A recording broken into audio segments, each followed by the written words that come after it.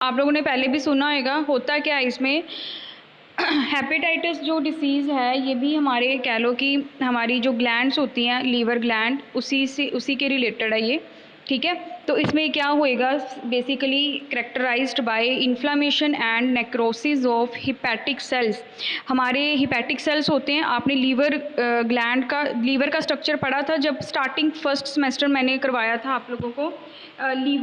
Liver का जब हम लोगों ने डाइजेस्टिव सिस्टम किया था, उसमें लीवर का इंटरनल और एक्सटर्नल स्ट्रक्चर भी किया था। उसमें हिपैटिक सेल्स होते हैं, हिपैटिक सेल्स की नेक्रोसिस हो जानी, वहाँ पे इन्फ्लामेशन हो जानी, वो डैमेज हो जाते हैं। इसकी वजह से क्या होता है कि हेपेटाइटिस जो होती है हमें डिसीज़ वो अकर होती है। सिवेरिटी ऑफ सिम्टम्स में vary from client to client. Symptoms ऐसे नहीं कि किसी में ऐसे एक ही तरह के सिम्टम्स सब में होंगे, किसी में डिफरेंट भी हो सकते हैं, वेरी करते हैं, ठीक है। Onset of symptoms also varies according to the incubation period of the specific virus. Incubation period क्या होता है, जब वायरस ग्रोथ करता है, तो डिपेंड करता है कि ग्रोथ जब जैसे जैसे उसकी ग्रोथ होती जाती है, उसके सिम्टम्स जो होते हैं पेशेंट्स में दिखने शुरू हो जाते हैं, अलग भी होते हैं, वेरी होने शुरू हो जाते हैं, चेंजेस होने शुरू हो जाते हैं, ठीक है।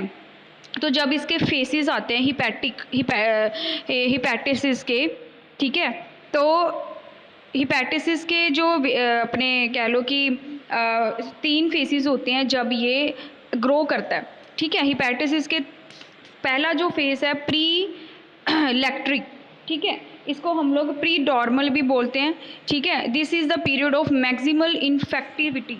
सबसे स्टार्टिंग जो बिगिनिंग होनी किसी भी इन्फेक्शन की, उस टाइम वाला पीरियड है ये, स्टार्टिंग वाला। जैसे लैग फेस चलता था स्टार्टिंग में, ऐसे प्री इलेक्ट्रिक जो है इसका फेस है पहला, जिसको प्रोडॉर्मल भी बोलते हैं। Circulating immune complexes may cause fatigue, anorexia, depression, headache, weight loss, muscle pain, nausea, vomiting, changes in taste and smell and fever. ये इसके सिम्टम्स हैं। जब ये पहला फेस आता है ना, उस टाइम पे ये वाले सिम्टम्स आते हैं। राइट अपर क्वाड्रेंट टेंडरनेस में बी नोटेड। ये ऊपर वाले जितने भी सिम्टम्स होते हैं, ये उस टाइम पे जब ये पहला वाला फेस चलता है उस टाइम पे आते हैं। देन नेक्स्ट फेस आता है सिटेरिक आई साइलेंट है, क्लिनिकल स्टेज है ये। जब क्लिनिकली हम इसको देखते हैं तो ये एक तरह का जॉन्डिस भी जॉन्डिस आप लोगों ने सुना ही है, पीलिया, उसकी तरह ही इसको हम लोग करेक्टराइज करते हैं हिपैटिसिस को, ठीक है। इसमें भी इसी तरह से जो होते हैं सिम्टम्स होते हैं इसी तरह से आते हैं। There is a defective uptake, conjugation and और डिस्ट्रीब्यूशन ऑफ बाइल जो हमारा प्रोड्यूस होता है लीवर में, उसकी क्या हो जाती है, उसकी प्रॉपर तरीके से या तो बनेगा नहीं, या फिर एक्सेस में बन जाएगा, या बहुत कम बनेगा, ठीक है। Bilirubin is diffusing into the tissues, urine is darker, stools are clay coloured. Bilirubin क्या होता है, एक एंजाइम है जो उस टाइम पे हमारे लीवर में जो है सिक्रीट होना शुरू हो जाता है, टिश्यूज़ में सिक्रीट होना शुरू हो जाता है और डिफ्यूज़ होता है।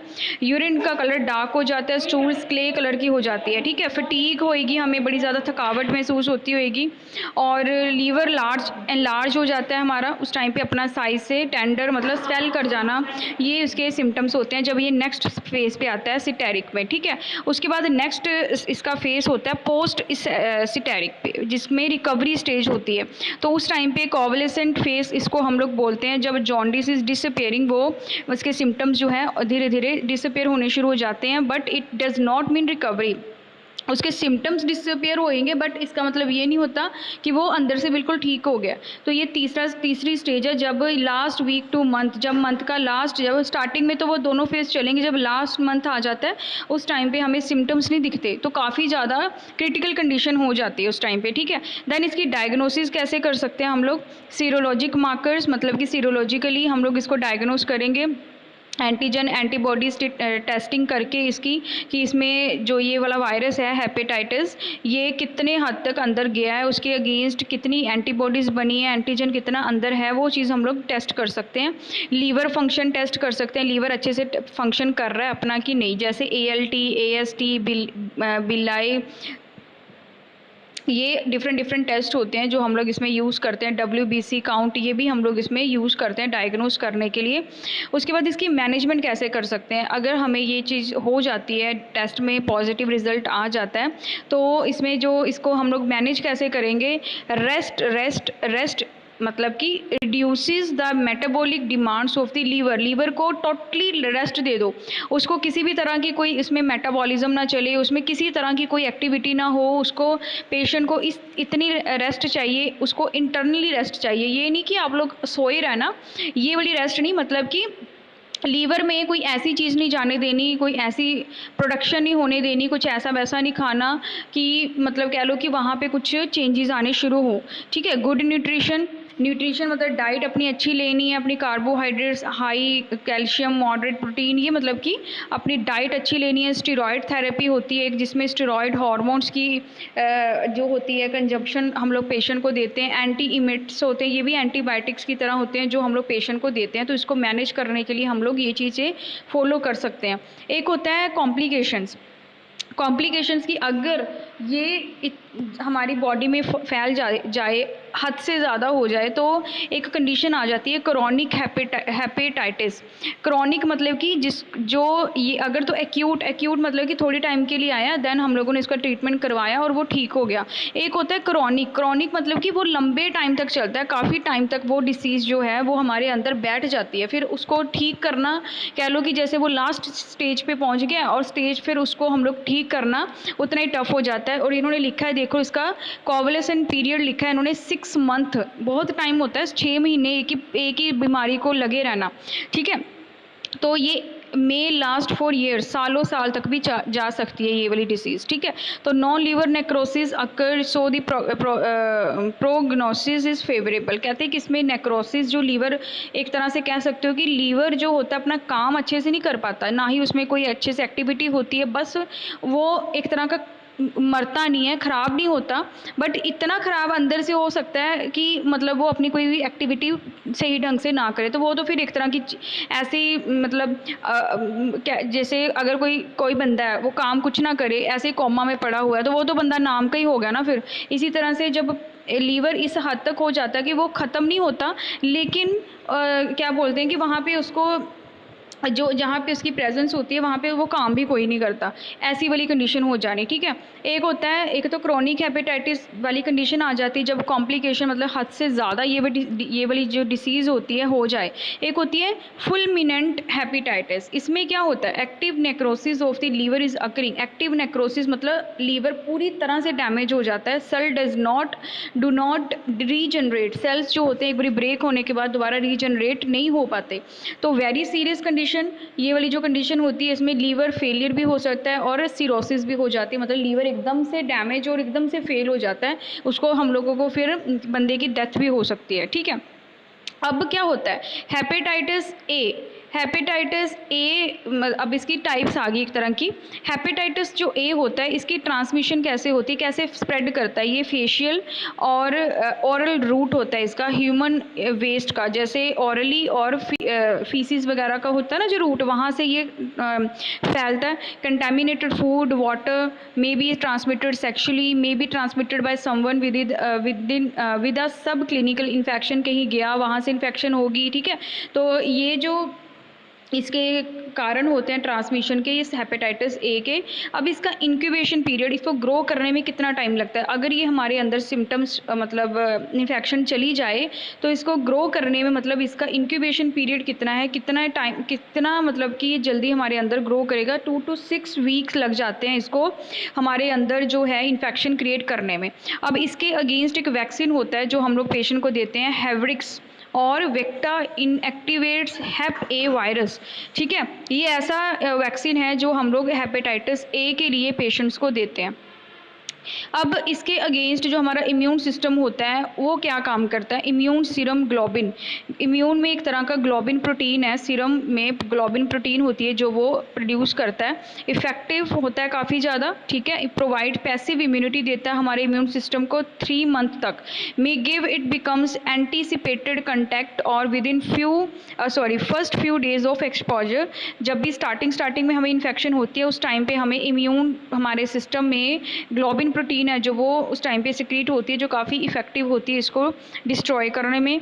ठीक है, सीरियसनेस काफ़ी हो जाती है इस टाइम पे, जैसे कि बंदे को अगर हम लोग सही टाइम पे इसका कोई वो ना ढूंढे, कोई क्योर ना ढूंढे, तो हमें ये नीचे लिखा हुआ है anti HAV antibodies are found. HAV की जो एंटीबॉडीज़ होती हैं वो भी हमें फाउंड हो जाती है वहाँ से। अब ये तो हो गया हेपेटाइटिस ए के बारे में। अब आता है next hepatitis B, second type है जो इसकी। अब ये इसकी जो ट्रांसमिशन है वो भी इन्फेक्टेड ब्लड हो गया, या बॉडी सिक्रीशंस, कहीं से बॉडी का पस वगैरह निकल रहा है, या इन्फेक्टेड हो गया हमारा ब्लड किसी वजह से, तो वहाँ से इसकी ट्रांसमिशन होएगी। स्वेट, पसीना ज़्यादा आएगा, टीयर्स बड़े आएंगे, सीमन रिलीज़ होएगा, वेजाइनल सिक्रीशंस होएंगी इसकी वजह से, ठीक है। पर्सनल जो पर्सन होता है उसमें उसको risk, high risk include for drug users, मतलब कि जो ड्रग्स वगैरह की जो एक लत लग जाती है ना, उसको इस टाइप की कुछ सिम्टम्स उसमें होंगे। फीटस इन्फेक्टेड हो जाएगा मदर का, जो वो कल को कंसीव नहीं कर पाएंगे, ठीक है। तो health care workers are at high risk, जैसे जो हेल्थ केयर वर्कर्स होते हैं जो हॉस्पिटल्स में काम करते हैं और पहले से ही ऐसी इन्फेक्शन एरिया में रहते हैं, उनको ज़्यादा रिस्क होता है हेपेटाइटिस बी होने का। Then has a very high titer which means it's highly infectious, काफ़ी ज़्यादा इन्फेक्शियस कंडीशन होती है जब हमें हेपेटाइटिस बी वाला जो है कंडीशन हो जाए। इसका इंक्यूबेशन पीरियड उससे ज़्यादा है। जो ए था ना हेपेटाइटिस ए, उससे इसका इंक्यूबेशन पीरियड ज़्यादा, यानी कि इसको ग्रो करने में 25 से 180 दिन लग जाते हैं ग्रो करने में। इसके अगेंस्ट जो वैक्सीन होती है वो कौन सी देते हैं पेशेंट को, हेप्टावैक्स, ठीक है। 3 डोसेस देते हैं ओवर 6 मंथ, 6 महीने में इसको पेशेंट को हमने 3 डोसेस देनी होती है, ओके। तो उसके बाद जो बेबीज़ होती हैं, अगर बेबी को हो जाए, given to babies at birth के टाइम पे भी बेबीज़ को हम लोग ये चीज़ दे सकते हैं ताकि आगे जाके जो इसका रिस्क होता है होने का वो चीज़ को रिड्यूस कर सकें, ठीक है। अब इसके अगेंस्ट भी जो हमारा इम्यून सिस्टम होता है वो क्या बनाता है, hepatitis B immune globulin protein होती है जो हमारा इम्यून सिस्टम हमें देता है, प्रोवाइड करता है, और उसको हमारे बॉडी को पैसिव इम्यूनिटी देता है, ताकि वो HBV जो हेपेटाइटिस बी है उससे हमें, हेपेटाइटिस बी वायरस है जो उससे हमें एक्सपोज होने से बचा सके, ठीक है। तो इसकी कॉस्ट काफ़ी हाई होती है, ये जो अपना होता है अपना ग्लोबिन प्रोटीन है, तो ये इसकी कह लो कि काफ़ी ज़्यादा कॉस्ट है जो हाई होती है। सीरियसनेस हम लोग अगर देखें इसकी तो काफ़ी 10% डेवलप्ड कैरियर स्टेट है जो उसमें USA वगैरह हो गया, वहाँ पे ये चीज़ है जो काफ़ी ज़्यादा देखी गई है, ठीक है। अब आता है next hepatitis C, non A non B hepatitis. इसमें ना ही तो ए वाले और ना ही बी वाले कोई सिम्टम्स होंगे। पोस्ट ट्रांसफ्यूजन हेपेटाइटिस है, मतलब कि वो वाली कंडीशन है जब लास्ट स्टेज होती है, ओके। तो ट्रांसमिशन इसकी ब्लड और बॉडी फ्लूइड से ही होएगी। Present in 1% of blood donor population, पूरे अगर किसी को ये हो जाता है तो कहते हैं कि इसका डोनर मिलना, अगर किसी पर्सन को हो गया तो अगर उसको ब्लड चढ़ना है किसी का, तो ऐसे पर्सन का चढ़ेगा जो इससे ठीक हुआ होएगा। तो पूरे पॉपुलेशन में कहते हैं सिर्फ 1% ही बंदा हमें मिल पाता है, इतना रेयर केस होता है हेपेटाइटिस सी का। तो काफ़ी ज़्यादा इस हद तक कंडीशन हो जाती है कि बंदा मरने वाला होता है, ठीक है। तो अगर इसका सही टाइम पे हम लोग नहीं इलाज करेंगे, ट्रीटमेंट नहीं करेंगे, तो बंदा एक दो दिन में ही ज़्यादातर सर्वाइव नहीं कर पाता, ठीक है। तो ये वाली वो कंडीशन है जब लास्ट स्टेज होती है, ओके। तो due to screening of blood risk due to transfusion is now less than 1%। Hepatitis C incubation period इसका कितना है, 7 वीक, 7 हफ्ते लगते हैं सारे इसको ग्रो करने में, और इसके लिए कोई वैक्सीन भी नहीं आई अभी तक। तो कोशिश यही करो कि अगर हेपेटाइटिस आपको हो जाता है तो पहले दोनों स्टेज पे ही क्योर हो जाए, नहीं तो सेकंड जो लास्ट स्टेज है वहाँ पे उसकी कोई वैक्सीन भी नहीं है, ओके। तो इसके अगेंस्ट हमारा इम्यून सिस्टम कोई कुछ भी प्रोड्यूस नहीं करता क्योर करने के लिए, क्योंकि ऑटोमेटिकली देखो ना, लीवर इतना ज़्यादा डैमेज हो जाता है, हेपेटाइटिस सी लास्ट वाली स्टेज है, इतना ज़्यादा डैमेज हो जाता है कि कुछ भी हमारा इम्यूनिटी जो होती है बिल्कुल डेड, ओके। तो increase the incidence of primary liver C, liver में जो भी आगे जो चलती हैं, जो भी एक्टिविटीज़ चलती हैं, वो कह लो कि बिल्कुल ख़त्म है, इंक्रीज़ हो जाती हैं उनकी सीरियसनेस, ठीक है। Most do not clear the virus and the chronic condition develops, उसमें कोई भी वायरस की जो क्रॉनिक कंडीशंस होती हैं वो डिवेल्प नहीं हो पाती आगे जाके। इसके लिए इलाइजा हम लोग करते हैं इसकी स्क्रीनिंग टेस्ट करने के लिए। एक होता है हेपेटाइटिस डी, ओके। नेक्स्ट इसकी जो टाइप है इसको हम लोग डेल्टा एजेंट भी बोलते हैं।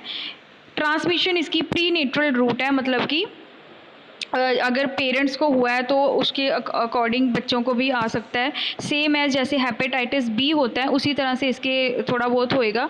Must be positive for BHBSA, ठीक है, हीमोग्लोबिन का कुछ सीन है इसमें। In order to contract hepatitis D, the HDV is an incomplete strand of RNA that can only affect you if you are carrier of HBB और have an surface antigen.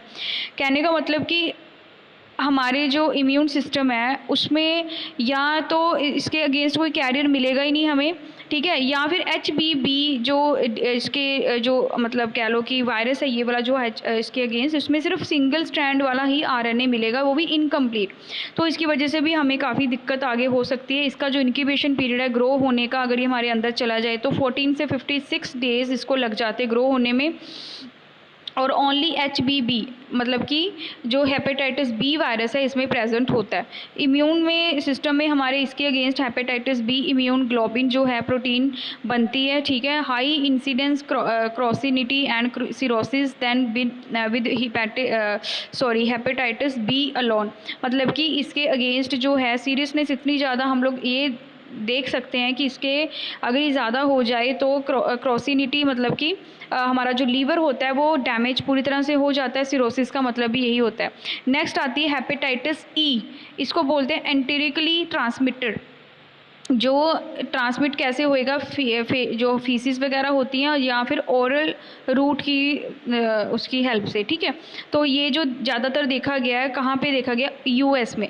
जब individual visit करते हैं ना दूसरी country में जाके, Asia, Africa, India, ऐसे करके अलग अलग कंट्रीज़ में, तो उस टाइम पे ये देखा गया। इसका इंक्यूबेशन पीरियड क्या है 15 से 64 डेज़ का, ओके। तो इसके अगेंस्ट भी कोई वैक्सीन नहीं अभी तक आई, इसका भी कोई इम्यून सिस्टम कोई रिस्पॉन्स नहीं देता, ठीक है। और इसके अगेंस्ट सीरियसनेस में हम लोग ये कह सकते हैं कि limiting, self limiting in its course, मतलब कि हम लोगों की जो एक बुनियाद होती है ना जिंदा रहने की, अगर ये हो जाए तो कम ही होती है, ठीक है। तो ये हो गया हमारा आपका हेपेटाइटिस, ठीक है। हेपेटाइटिस के बारे में ये सारा का सारा आप लोगों ने अच्छे से कर लेना है, ठीक है। एक बारी अच्छे से आप लोग खुद भी पढ़ना ताकि एक बारी समझ आ जाए, ठीक है। ऐसे फिर वही हो जाता है करने वाला काम कि जस्ट रट्टाफिकेशन वाला, ठीक है। तो एक बारी आप खुद भी पढ़ना अच्छे से करके देन फिर मुझे बताना, ठीक है। अब जो नेक्स्ट टॉपिक है वो 10 मिनट बाद 10-15 मिनट बाद मैं दोबारा लिंक सेंड करती हूँ, देन फिर मैं आपका फिर क्लास लेती हूँ, ठीक है। उतनी फिर बच्चों को भी पता चल जाएगा कि क्लास लग रही है, ठीक है। तो फिर नेक्स्ट वाला जो टॉपिक्स हैं वो मैं फिर नेक्स्ट लेक्चर में देती हूँ, 12:30 तक लेती हूँ मैं वो लेक्चर, ठीक है।